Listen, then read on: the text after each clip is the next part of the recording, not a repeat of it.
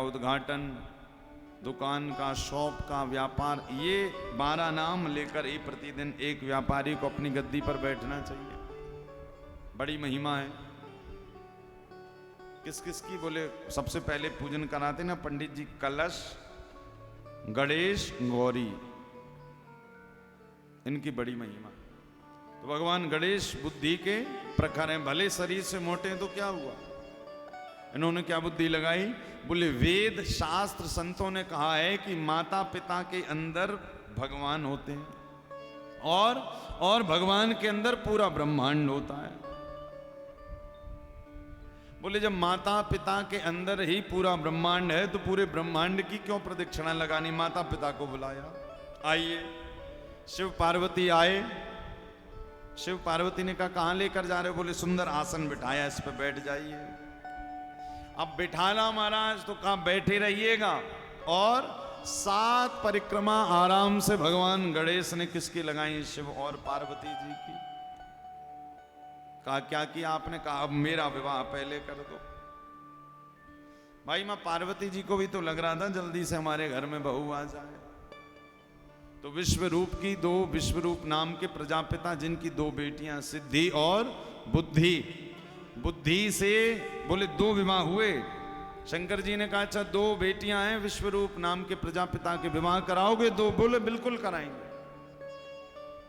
तो सिद्धि और बुद्धि या रिद्धि और सिद्धि, सिद्धि और बुद्धि से भगवान गणेश का विवाह हुआ। बुद्धि से कौन आए? लाभ। सिद्धि से कौन पैदा हुए? शुभ।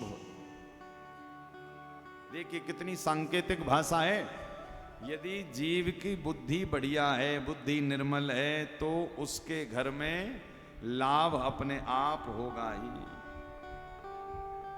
घर में पवित्रता है, सिद्धि है, तो भैया सुख संपत्ति वैभव अपने आप आ जाएगा। किसी का भला करते रहोगे तो भैया जीवन में लाभ होता रहेगा। किसी को प्रसन्न करते रहोगे तो जीवन में सुख मिलता रहेगा। सुख संपत्ति वैभव लाभ यश ऐश्वर्य कीर्ति सब कब मिलेगा? जब बुद्धि प्रखर रहेगी। तो आज भगवान गणाध्यक्ष का विवाह हुआ। कार्तिकेय जी आए। कार्तिकेय जी ने कहा इतनी ज्यादा जय जयकार भगवान गणेश जी की हो रही है। तो शिव और पार्वती ने सारा चरित्र बताया। क्या?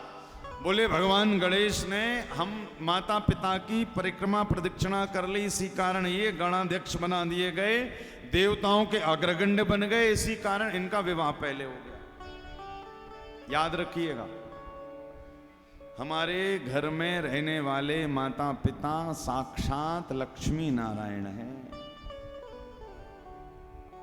कथा कहती है, शास्त्र कहते हैं कि भगवान शंकर को जल चढ़ाना भूल जाना भैया, किंतु मां यदि 1 गिलास जल मांगे तो जरूर पहले उसे जल ला कर देना। क्या कहते हैं लोग, हमने स्नान कर लिया, अब हम पानी नहीं देंगे, भोजन नहीं बनाएंगे, नाश्ता नहीं बनाएंगे।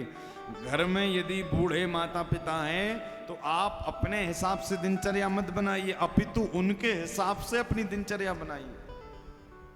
फिर भले उस दिन ठाकुर जी को लेट भोग लग जाए, चल जाएगा, लेट स्नान करो, चल जाएगा, किंतु अपने माता पिता के लिए जरा भी देरी मत करना किसी भी चीज में। भाई मां को अपने बेटे से क्या अपेक्षा रहती है कि लाख करोड़ रुपए ला कर दे दे? नहीं, मां अपने बेटे से केवल ये अपेक्षा रखती है कि दिन भर जब काम करके बेटा आए तो रात्रि में जरा 10 मिनट मेरे पैरों के पास बैठकर मेरा हाल चाल पूछ ले।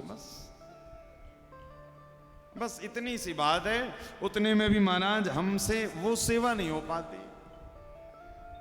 बोले वो हरिद्वार, वो घर हरिद्वार, काशी, बद्री, विशाल, केदारनाथ, वृंदावन बन जाता है जिस घर में माता पिता को लक्ष्मी नारायण का दर्जा प्राप्त है। ये शिव कथा कह रही है, ये शिव पुराण कह रहा है। और घर में माता पिता, देखिए ना, बुद्धि का प्रयोग किया। कार्तिकेय जी को तो जीवन भर कुंवारे रहना पड़ा। लौट कर आए, बोले गणेश जी की शादी हो गई, मेरी हुई नहीं, तो आज से मैं कुंवारा रहकर भगवान का भजन करूंगा। क्रौंच पर्वत पर चले गए, शिव पार्वती मनाने गए तो भगवान का एक शिवलिंग क्रौंच पर्वत पर स्थापित हो गया। और गणेश जी का विवाह हो गया। तो शास्त्र कथा कह रही कि भैया जीवन में यदि ठाकुर जी ने माता पिता दिए हैं तो पहले उनकी सेवा करो, जब उनका शरीर शांत हो फिर उसके बाद आप हरिद्वार वृंदावन जहां आपको जाना हो